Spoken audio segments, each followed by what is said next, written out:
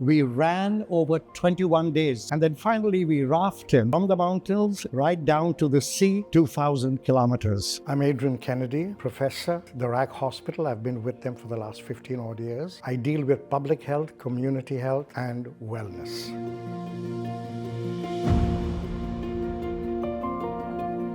If you go back to the 1950s, Framingham is a little town in the United States which is about 100 kilometers away from New York. Because they were a small town, they decided to implement the annual health check to all its residents. And they did this for several years, year on year. At the end of the 20th year, when they reviewed their data, they discovered an amazing situation. All individuals who had had a heart attack had 4 or 5 relevant factors. One, they were either overweight, or they had a high-fat diet, or they did not exercise, they smoked, and they had high levels of stress. From this was born the Framingham research. A little town in the United States created the world's best research. So now we come to Ras Al Khaimah. Every year, for the last 10 years, the RAK Hospital has been conducting an annual medical check. We cover 10,000 lives. We either do it in our hospital or we do it at corporate organizations or schools, as the case may be.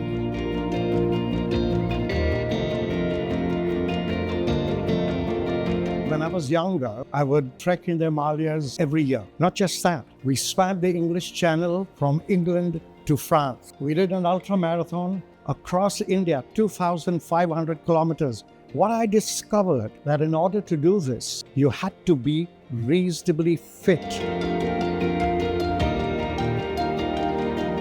We've discovered in our various school screenings that our children have a worse health standard than adults. They are heavier than we are in terms of obesity and overweight. They have higher levels of stress. They have less sleep, and so on and so forth. So we decided to embark on what is known as the Sahi School Health Program. We directed it towards our private schools, while our government took care of public schools. We have 3 aspects over here. One is we do the screening. The second is we do health education, where we talk to the children about hygiene, nutrition, exercise activity, and so on. And thirdly, we make available sports and fitness programs. Our objective in tying up with the Ministry of Health and the Ministry of Education is to ensure that this program gets acceptance by schools for all our children. Our children are our future. Currently, they are in worse health than we are. Our every objective must be to make them healthy in order to improve the health in future and the health of our community.